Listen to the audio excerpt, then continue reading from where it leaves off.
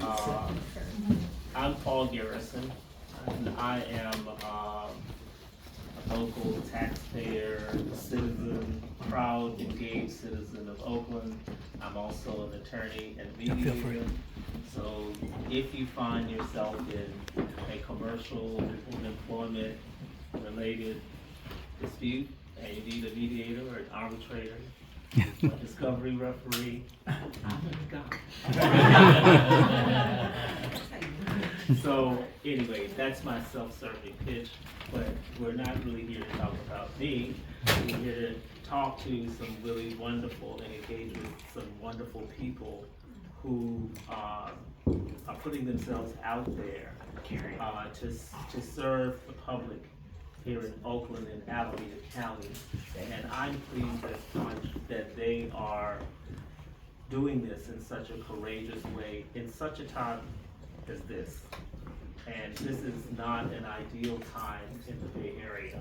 And so we need solid people in elected office, on the bench, as well as in our public agencies. And I'm gonna let them talk to you in their own way.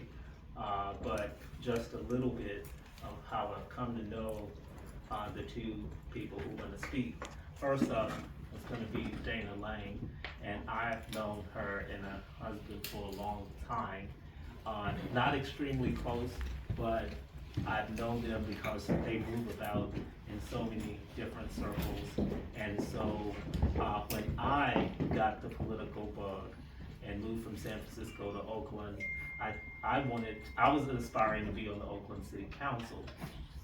And I was not successful as a candidate, and but I had the best time of my life. I mean, knocking on doors, talking to people about your ideas. At that time, the city of Oakland felt really open and exciting, and so I just thought it was a wonderful process to be a part of. So I have no regrets that I'm not on the Oakland City Council. I even thank God. I was not going to take on all of these challenges, but want all the best for them.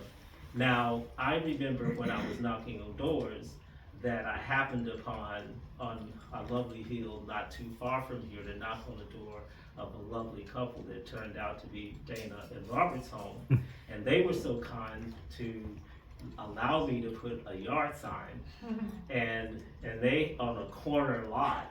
And I'm like, oh my God. So, two signs. And so you just never know. So when we accidentally bumped into each other in passing, not knowing the other was gonna be there, Dana kind of whispered to me, I'm running for office. And I was like, oh my God, tell me more. So we started engaging a little bit, and I said, I wanna help you, because you were so kind to help me get that FaceTime in that corner lot. You never know the kindness that you pay to somebody, how it's going to return to you. And so I'm trying to return it to you.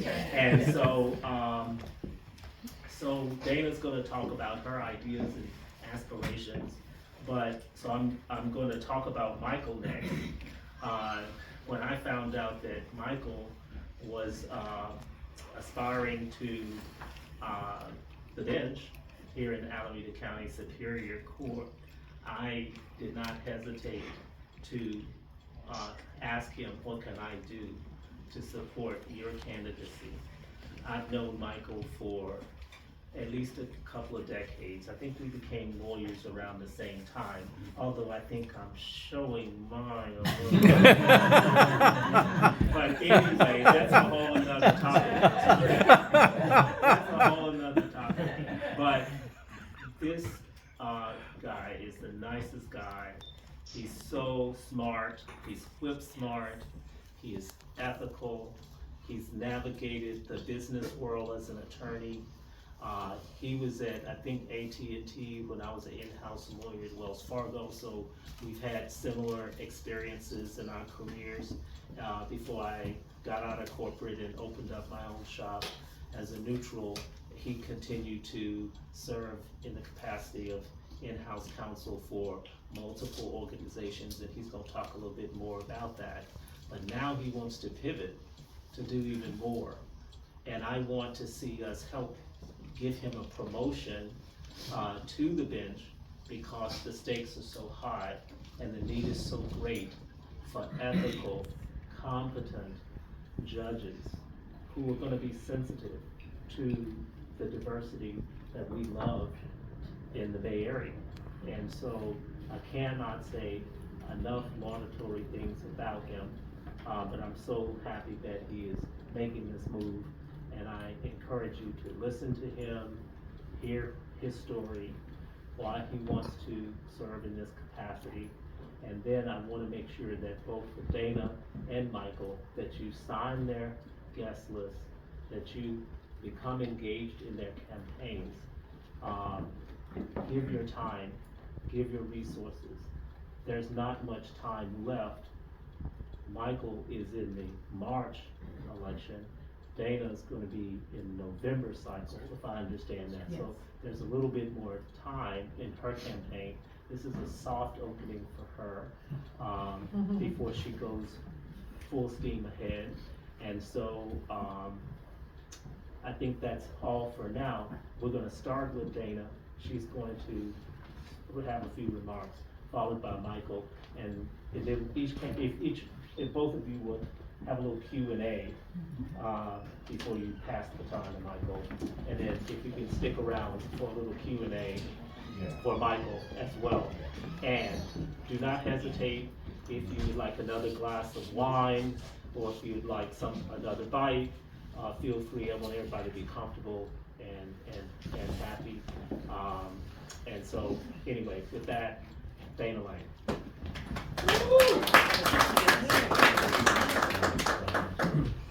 Thank you.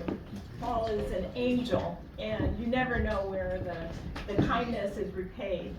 First, I'll say that I'm not a politician. You know that already.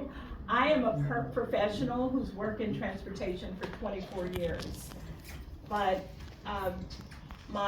and this is my first speech as a politician. Thank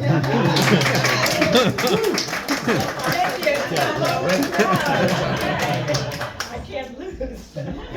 So I'm working with Doug. I have professional advisors that I've just hired, Doug Linney and Kathy Neal. And Kathy called me, Doug called me, Elihu Harris, who I used to work for, called me. How's it going? Now make sure you say this and say that.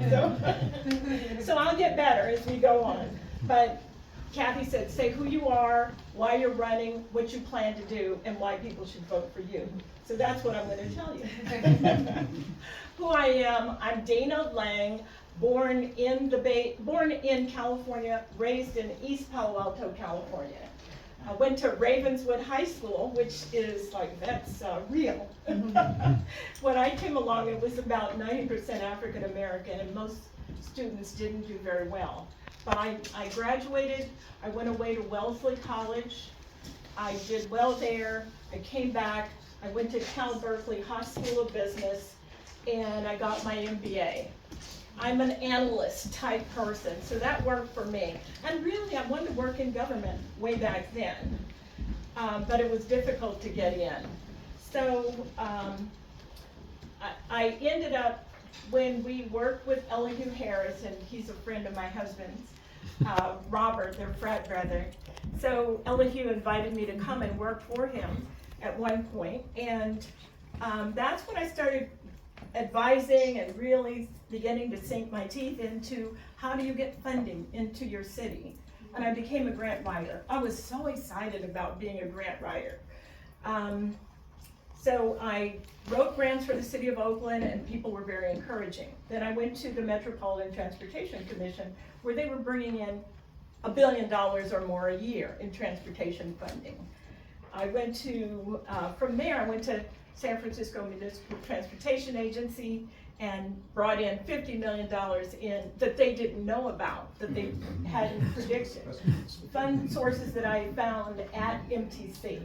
So I found new sources of funding or little used sources of funding. And to me, it was almost like a game show. You know, you go to work and you discover things, and then you bring it home for your favorite organization that's paying your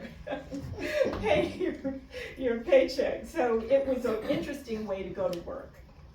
And then I ended up at the police department. That was interesting. And then the at San Francisco International Airport, and I was helping other businesses to tap into the billions of dollars that the airport have. So for the last 5 years, I have been retired, but I'm still, people are calling to say, can you help me with this grant? Can you help me with this RFP?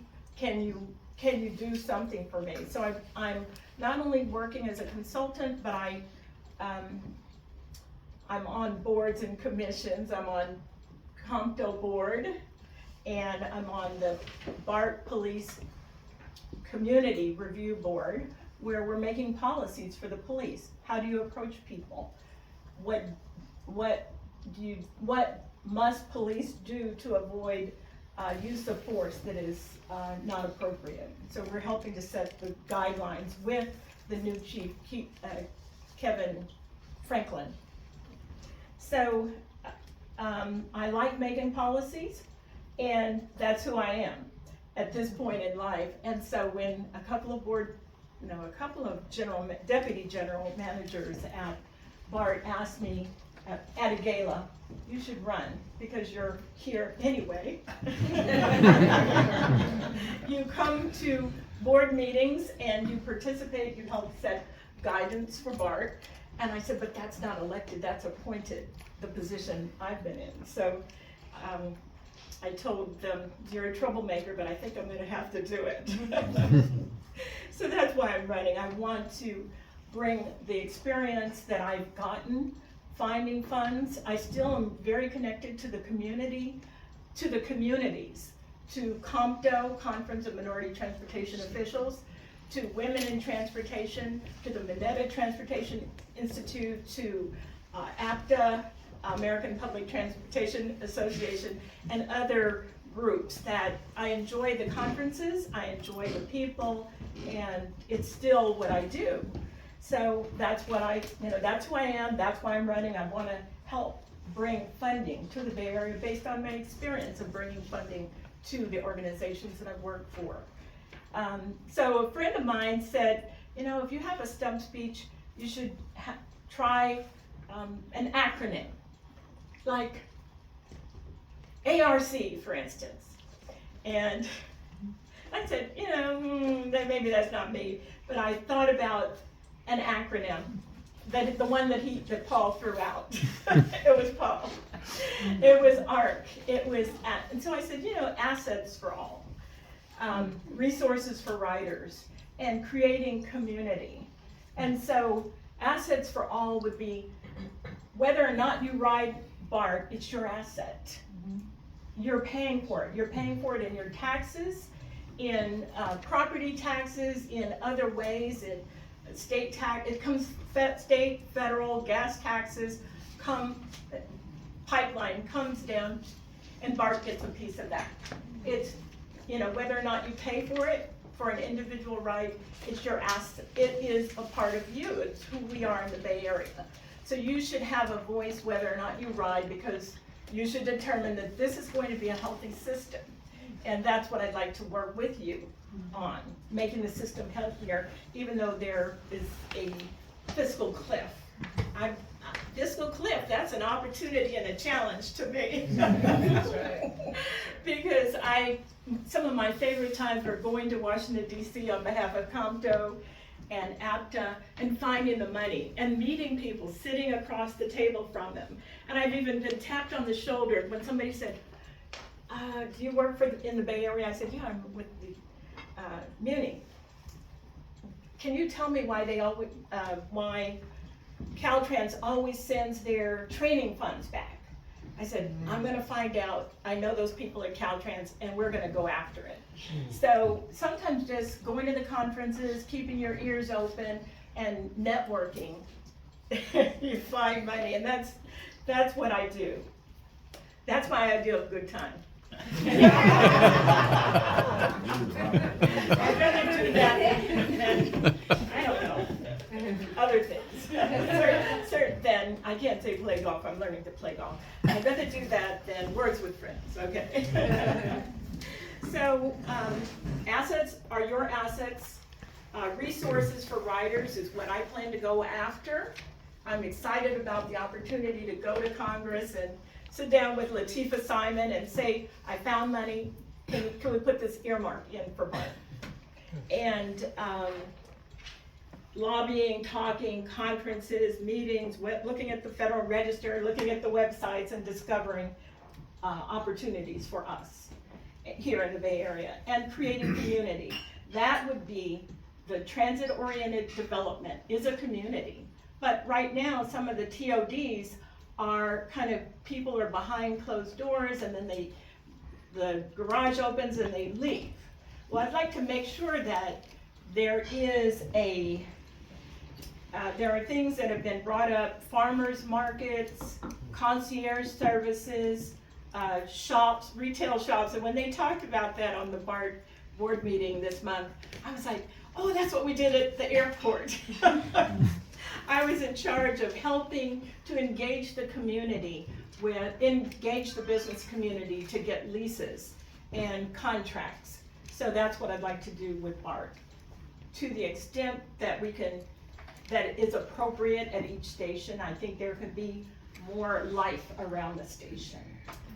And that would make it safer, having concierge, having ambassadors, bathroom monitors, and as well as police. It would help fund police. So that's my program, and that's why you should support me.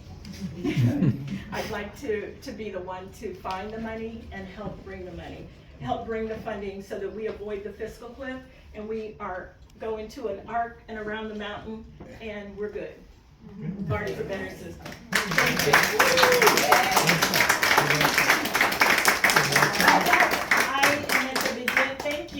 I'm at the beginning of my journey, and so I have business cards that were just printed up today, and a website that was just activated today.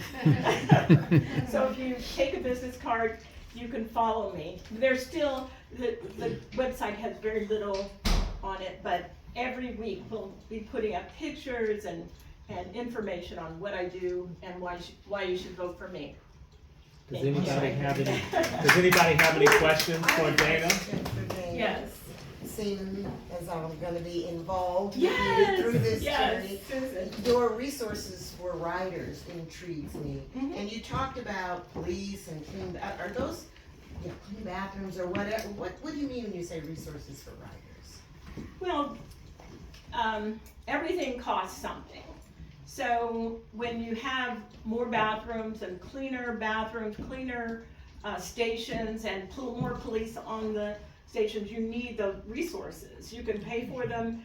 Sometimes they'll implement things, but they'll say, well, we can only do this for 2 months as a trial. And so the more we envision what would we like, what will it cost, and then put in either an earmark or apply to fund. And it's not always transportation funds. Sometimes it's Department of Justice or Department of Commerce funds. So once we find out what is it that we need. So, I've done all those grants. So I want to thank Susan Randall Nelson. We work together at PG&E, and she's going to be my field advisor. Whatever title you put on me. And Joanne Bullock we work together at MTC ABAG, and she's going to be my office manager. Yes. Already building the team. Yes. Building a team. Congratulations. Yes. A new politician. She's not dated. She wants to get involved. Let's support her. I will only say this one thing before Michael takes the floor, and that's with BART. There's a disconnect when you park and then you have to go and pay for the parking once you're in the station. And you should be able to, on a smartphone, be able to pay for your parking before you even get on the train. Yes. So Yes. actually, it should be something on your phone, like a QR code, so I can just wipe that. I don't need a separate card. I don't need a plastic card. I should just have an app that I can just do that all at once, and I'm riding. I can do it as I ride, you know? So I wanna see that coming. It's not in the Dark Ages per se. What came after the Dark Ages? The Bronze Age? No. It's kind of bronzy. So I think that needs to be continuity, because I get tickets that way. And so with the current system, and I would have paid before I left the station, but it doesn't really matter as far as BART's concerned, because they want you to pay beforehand, and I'm usually running late trying to get to the city to do something important in my mind. And so, so anyway, so I think we need to, what do you call that? It needs to be Integrated. integrated. We need an With integrated Clipper. system with Clipper, so we can pay from a smartphone. Everybody's got an app now, so BART should have an app, and maybe this is something, Dana, you can look into. Yes. In terms of resources for riders. Okay, there you go. So, thank you. We'll do it. Thank you.